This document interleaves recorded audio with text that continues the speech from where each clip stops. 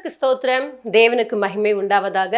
ஆண்டவரும் இரட்சகருமான இயேசு கிறிஸ்துவின் நாமத்தில் உங்கள் யாவருக்கும் என் அன்பின் வாழ்த்துக்களை தெரிவித்துக் கொள்கிறேன். தேவனின் வார்த்தை வெளிப்படும் நேரம். தேவ செய்தியின் தலைப்பு காத்திருங்கள். என் அன்பு சகோதரனே சகோதரியே, இந்த நாள்ல கூட பாருங்க, அநேக நேரங்கள்ல நாம் தேவ சமூகத்துல என்ன பண்ணுமாம், காத்திருக்க வேண்டும் என்று சொல்லி வேதாகம் நமக்கு தெளிவாய் கற்றுக் கொடுத்து கொண்டிருக்கிறது. வேதாகமத்திலிருந்து ஒரு வசனத்தை எடுத்து வாசிப்போம். ஏசாயாவின் புஸ்தகம் 40ஆம் அதிகாரம் 31ஆம் வசனத்தை நாம் வாசிக்கலாம். கர்த்தருக்கு காத்திருக்கிறவர்களோ புதுபலன் அடைந்து கழுகுகளைப் போல செட்டைகளடித்து எழும்புவார்கள். அவர்கள் ஓடினாலும் இளைப்படையார்கள், நடந்தாலும் சோர்ந்து போகார்கள். அன்பு தேவ பிள்ளைகளே, இந்த வார்த்தைகளை அநேக தரம் நாம் என்ன பண்ணியிருக்கோம், செய்தி மூலமாய் கேட்டிருப்போம். அநேக தடவை நானும் பிரசங்கம் பண்ணியிருக்கிறேன். திரும்பவும் அந்த வார்த்தைகளை பார்க்க போகிறோம். என்னன்னு சொன்னா, கர்த்தருக்கு காத்திருக்கிறவர்களோ என்ன பண்ணுவாங்களாம், புதுபலன் அடைந்து கழுகுகளை போல என்ன பண்ணுவாங்களாம், செட்டைகளை அடித்து எழும்புவார்கள். ஹல்லேலூயா. அன்பு தேவ பிள்ளைகளே, இந்த நாள்ல கூட பாருங்க, அநேக நேரங்கள்ல நான் காத்திருக்கிறேன், என் வாழ்க்கையில எந்த நன்மையும் நடக்கலன்னு சொல்லிட்டு நிறைய நேரத்துல நம்ம சோர்ந்து போகிறோம், நிறைய நேரத்தில் தளர்ந்து போகிறோம், நிறைய நேரத்துல என்ன பண்றோம், அவ்வளவுதான் போங்க அப்படின்ற மாதிரி நிறைய நேரத்தில் நம்ம என்ன பண்றோம், நம்ம காத்திருப்பதை விட்டுட்டு என்ன பண்றோம், வேறொரு காரியங்களை செய்ய ஆரம்பிக்கிறோம். ஆகவே பாருங்க, கர்த்தருக்கு காத்திருக்கிறவர்களோ என்ன பண்ணுவாங்களா, நீங்க காத்திருக்க காத்திருக்க காத்திருக்க உங்களுக்குள்ளாக ஒரு புதிய பலத்தை தேவன் கொடுக்க வல்லவரா இருக்கிறார். ஹல்லேலூயா. பாருங்க, ரொம்ப தெளிவா சொல்றாரு, கர்த்தருக்கு காத்திருக்கிறவர்களோ புது பலன் அடைந்து என்ன பண்ணுவாங்களாம், கழுகுகளை போல செட்டைகளை அடித்து எழும்புவார்களாம். ஹல்லேலூயா. தேவ பிள்ளைகளே, கழுகு பாருங்க காத்துட்டே இருக்கும். அது என்ன பண்ணும், தன்னுடைய இறைக்காக பார்த்துச்சுன்னு வச்சுக்கோங்களேன், மேல இருந்து பார்க்கும், அது கண்ணு அவ்வளோ ஷார்ப்பா இருக்கும். அங்க இருந்து பார்த்து என்ன பண்ணும், அந்த இறையை கரெக்டா என்ன பண்ணும், காத்திருந்து அந்த இறைய உடனே பிடிச்சுக்கொள்ளும். அதே போலதான் இன்றைக்கு கூட பாருங்க, நாம் காத்திருப்போம் என்று சொன்னால் தேவன் நமக்கு ஒரு புதிய பலத்தை கொடுக்க அவர் வல்லவரா இருக்கிறார். தேவன் சொல்றாரு, என்ன பண்ணுவாங்க, கழுகுகளை போல செட்டைகள் எடுத்து எழும்புவார்களாம். ஹல்லேலூயா.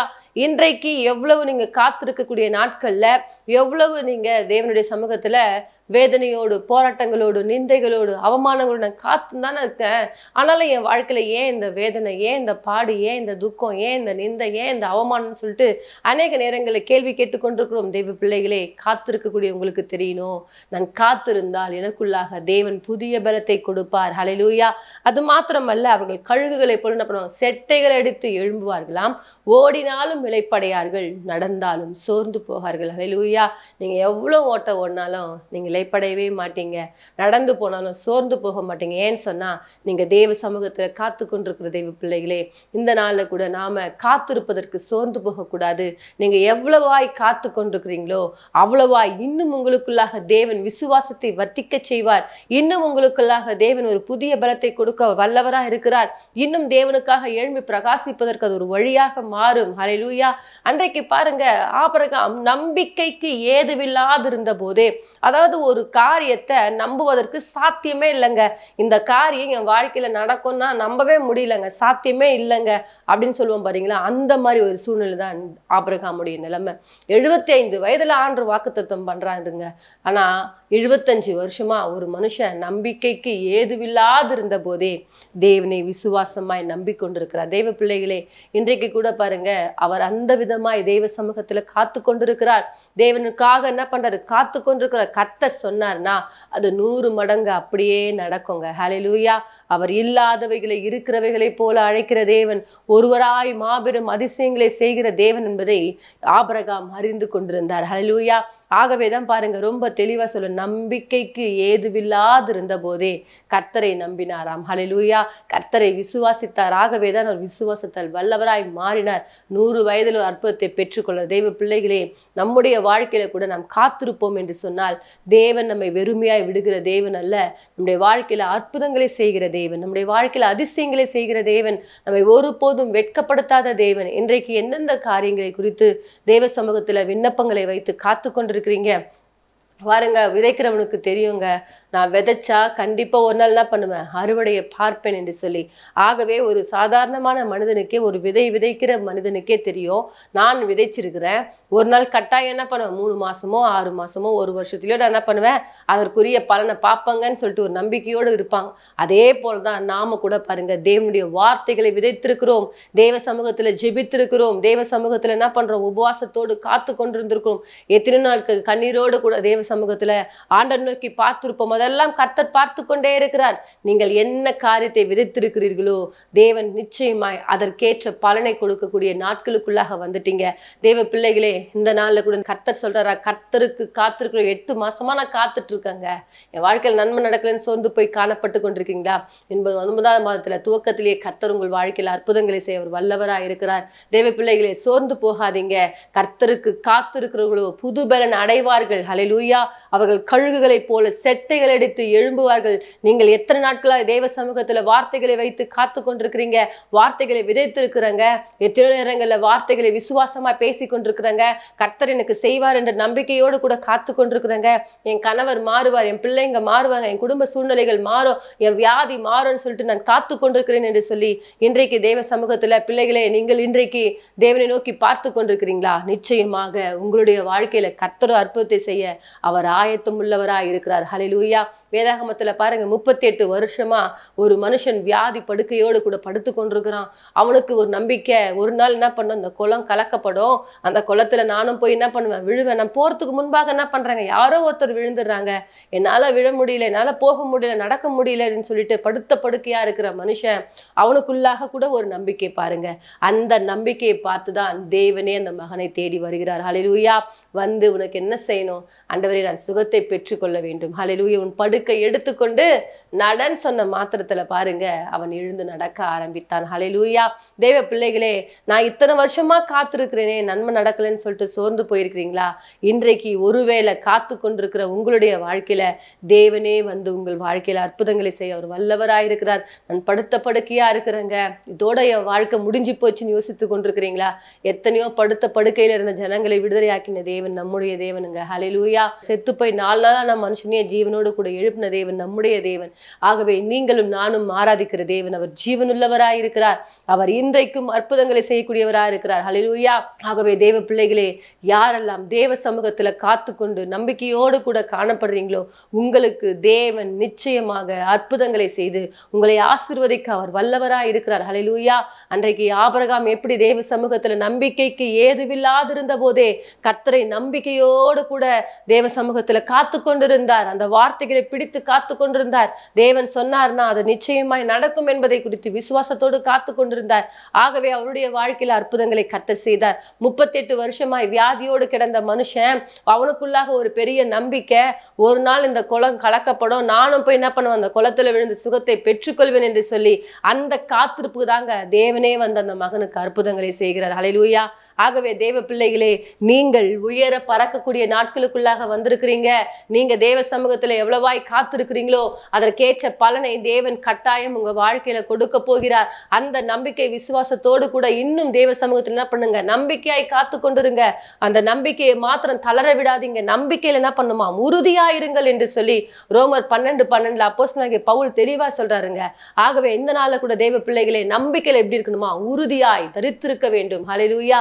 கர்த்தர் சொன்னார், நான் என் வாழ்க்கையில நிச்சயமாய் அது அப்படியே நடக்கும். என் தேவன் இன்றைக்கும் எனக்கு அற்புதத்தை செய்ய அவர் வல்லவராய் இருக்கிறார். அவர் நேற்றும் இன்றும் என்றும் மாறாதவர் என்பதை நீங்கள் என்ன பண்ண, முதலாவதாக விசுவாசிக்க வேண்டும். ஹல்லேலூயா. அன்றைக்கு பாருங்க, நோவா தேவ சமூகத்துல என்ன பண்றாரு, காத்திருக்கிறார். இப்ப காத்திருக்கும் பொழுது கர்த்தர் ஒரு காரியத்தை சொல்றார், தேசத்தை என்ன பண்ண போறேன், அழிக்க போறேன். ஆனால் இவருக்கு பாருங்க 120 வருஷமா ஒரு மனுஷன் பாருங்க கர்த்தர் சொன்ன வார்த்தைக்கு செவி கொடுத்து ஆண்டவர் சொல்லியிருக்கிறார், ஒரு நாள் இந்த பூமியை கர்த்தர் அழிக்க போகிறார். அன்றைக்கு நான் என்ன பண்ண, அந்த பிழையை கட்டி இந்த பிழையை என்ன பண்ணும், ஆயத்தப்படுத்த வேண்டும் என்று சொல்லி எல்லா காரியங்களையும் ஆயத்தப்படுத்தி கொண்டிருக்கிறார். ஹல்லேலூயா. தேவ பிள்ளைகளே, யார் ஒருத்தர் தேவ சமூகத்துல காத்து கொண்டிருக்கிறீர்களோ அவர்களோடு கூட தேவன் இருப்பார். ஹல்லேலூயா. நோவாவுக்கு தெரியும், கர்த்தர் சொன்னார்னா அதை அப்படியே செய்வார். ஹல்லேலூயா. இன்றைக்கு கூட உங்களுக்கு தெரியணும், என் தேவன் சொன்னாருன்னா அதை அப்படியே செய்வார். ஹல்லேலூயா. காத்திருக்கிறவர்களுக்கு அவர் ஒருபோதும் அவர்களை வெட்கப்படுத்துகிற தேவன் அல்ல. ஹல்லேலூயா. கர்த்தருக்கு காத்திருக்கிறவர்கள் வெட்கப்பட்டு போனதில்லை என்று சொல்லியிருக்கிறார். கர்த்தருக்கு காத்திரு, திடமனதாய் இருந்து என்ன பண்ணுமாம், கர்த்தருக்கே காத்திரு என்று சொல்லியிருக்கிறார். ஹல்லேலூயா. ஆகவே தேவ பிள்ளைகளை நாம் தேவ சமூகத்துல காத்திருக்கிறேன். தேவ சமூகத்துல ஒவ்வொரு நாளும் என்ன பண்ணும், பதில் வர வரைக்கும் விடவே கூடாது. தேவனை உறுதியாய் பற்றி கொள்ளணும். யாக்கோபு இரவெல்லாம் தேவ சமூகத்துல போயிட்டு என்ன பண்றாரு, சொல்றாரு, நீர் என்னை ஆசீர்வதித்தால் உம்மை போக விட மாட்டேன்னு சொல்லிட்டு ஆண்டுடைய பாதத்துல இரவெல்லாம் காத்து கொண்டு இருக்கிறார். ஆகவேதான் பாருங்க, அது ஒரு வெறும் கோலும் கையுமாய் போன யாக்கோபை கர்த்தர் என்ன பண்ணார், இரு பரிவாரங்களோடு நடக்க பண்ணினார். காரணம் என்ன தெரியுமா? யாக்கோபு தேவ சமூகத்துல காத்திருந்தார். ஹல்லேலூயா. காத்திருக்கிறவர்களுக்கு ஒரு ஆசீர்வாதத்தை கர்த்தர் வைத்திருக்கிறார். நீங்கள் கூட எவ்வளவு காத்திருக்கிறீங்களோ சந்தோஷப்படுங்க. எவ்வளவு காத்திருக்கிறீங்களோ, தேவன் எனக்கு இதை காட்டிலும் பெரிய காரியத்தை செய்வார், நான் இப்பொழுது இருப்பதை காட்டிலும் கர்த்தர் என்னை 1000 மடங்கு ஆசீர்வதிக்க அவர் வல்லவராய் இருக்கிறார் என்பதை முதலாவது நீங்கள் விசுவாசியுங்கள். ஹல்லேலூயா. தேவ பிள்ளைகளை சோர்ந்து போகாதீங்க. நமக்கு ஒரு தகப்பன் இருக்கிறார், அவர் நம்மோடு கூடவே இருக்கிறார். அன்றைக்கு பாருங்க, தாவீது தன்னுடைய வாழ்க்கையில எந்த ஒரு பிரச்சனைகள் வந்தாலும் உடனே தேவ சமூகத்துல போய் காத்திருப்பார். ஆண்டவரே, நான் யுத்தத்துக்கு போலாமா போகக்கூடாதான்னு கேள்வி கேட்பாரு. ஆண்டவர் சொல்வாரு, உன்னை போகலாம்னு சொன்னா அவர் போவார். ஹல்லேலூயா. இப்ப பாருங்க, ஒரு கேள்வி கேட்டாருன்னு சொன்னா அதுக்கு பதில் வர வரைக்கும் அவர் காத்து கொண்டிருந்தார். ஹல்லேலூயா. எடுத்து வாசிப்போம். 2 சாமுவேலின் புஸ்தகம் 5ஆம் அதிகாரம் 19ஆம் வசனத்தை நாம் வாசிக்கலாம்.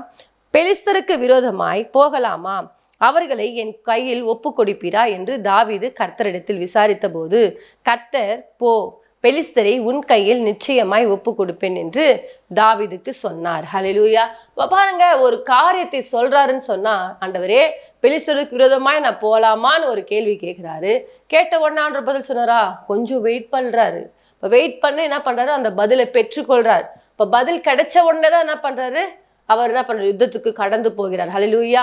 அதே போல 2ஆம் அதிகாரத்துல 1ஆம் வசனத்துல வாசிக்கும் பொழுது அங்கே அதே மாதிரிதான் பாருங்க, யுத்தத்துக்கு போலாமான்னு கேட்கும் பொழுது ஆண்டவர் சொல்லுவார், நீ போன்னு சொன்னதான் அங்க கடந்து போவார். ஹல்லேலூயா.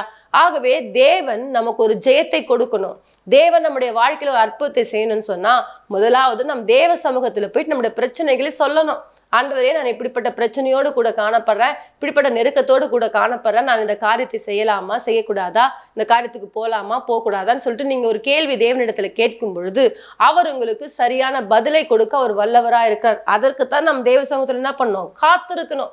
நிறைய பேர் பாருங்க, எல்லா காரியத்திலும் தேவனிடத்துல சொல்லிடுவோம், ஆனா பதிலை பெற்றுக்கொள்ளாம சாதாரணமா வந்துருவோம். அப்ப தேவன் நமக்கு ஒரு பதில் சொல்லணும்னு சொன்னா, நீங்க ஜெபிச்சிட்ட பிறகு கொஞ்ச நேரம் உக்காந்து பைபிள் எடுத்து படிச்சு கொஞ்ச நேரம் தியானிப்பீங்கன்னு சொன்னா அதில் தேவன் உங்களோடு கூட பேசுவார். தேவ பிள்ளைகளே, அப்பொழுது சரியான பதிலை நீங்கள் பெற்றுக்கொள்ள முடியும். ஆகவே இந்த நாள்ல கூட இந்த வார்த்தைகளை கேட்டுக்கொண்டிருக்கிற தேவ பிள்ளைகளே, கர்த்தருக்கு நீங்க என்ன பண்ணணும், காத்திருக்கணும். காத்திருக்கும் பொழுது அவர் உங்களுக்கு சரியான பதிலை கொடுப்பார். காத்திருக்கும் பொழுது உங்களுக்கு ஒரு வெற்றியை கொடுப்பார். காத்திருக்கும் பொழுது ஒரு ஜெயத்தை தேவன் கொடுப்பார். ஆபிரகாம் தேவ சமூகத்துல காத்திருந்ததுனால்தான் அவருடைய வாழ்க்கையில ஒரு அற்புதத்தை பெற்றுக்கொண்டார். நோவா தேவ சமூகத்துல காத்திருந்ததுனால்தான் அவர் காக்கப்பட்டார். தாவீது தேவ சமூகத்துல போயிட்டு காத்திருந்ததுனால்தான் சரியான பதில்களை பெற்றுக்கொண்டு வருகிறார். நீங்கள் கூட காத்திருக்கணும். நம்ம நிறைய நேரத்துல என்ன பண்றது இல்ல, காத்திருப்பதே கிடையாது. உலகத்துல எல்லா காரியத்திலும் காத்திருக்கிறோங்க. ரேஷன் கடைக்கு போனா காத்திருப்போம், பஸ் ஸ்டாண்ட்ல போனா காத்திருப்போம், ஒரு காரியத்தை செய்யணும்னா காத்திருப்போம், எல்லாவற்றுக்கும் காத்திருப்போம். ஆனால் தேவ சமூகத்துல மாத்திரம் என்ன பண்ண மாட்டோம், காத்திருக்க மாட்டோம். எங்கதான் காத்திருக்கணும்னு சொன்னா தேவ சமூகத்துல போயிட்டு ஆண்டோடைய பாதத்துல உட்கார்ந்து காத்து கொண்டிருக்கணும். மரியாள் தன்னை விட்டு எடுபடாத நல்ல பங்கை தெரிந்து கொண்டாலாம். ஹல்லேலூயா. மரியாள பாருங்க, ஆண்டவர் வராரு, அவங்களுக்கு வேற எந்த ஆசையும் இல்லைங்க, தேவனுடைய பாதத்துல உட்கார்ந்து அவருடைய வார்த்தைகளையே கேட்டு கொண்டிருந்தாங்க. ஹல்லேலூயா. ஆகவேதான் சொல்றாரு, மரியாள் தன்னை விட்டு எடுபடாத நல்ல பங்கை தெரிந்து கொண்டாள். தேவ பிள்ளைகளே, இன்றைக்கு நாம கூட என்ன செய்யணும், தேவ சமூகத்துல காத்திருக்கணும். நம்ம காத்திருக்கும் பொழுது புதிய பலனை தேவன் கொடுக்க அவர் வல்லவராய் இருக்கிறார். அவர்கள் உயர பறப்பார்கள். அது மாத்திரமல்ல, நடந்தாலும் சோர்ந்து போகார்கள். ஹல்லேலூயா. தேவ பிள்ளைகளே, உங்களுடைய வாழ்க்கையில கூட நீங்கள் எவ்வளவாய் தேவனிடத்துல காத்திருக்கிறீங்களோ அவ்வளவாய் உங்கள் வாழ்க்கையில அற்புதங்களை பெற்றுக்கொள்வீர்கள்.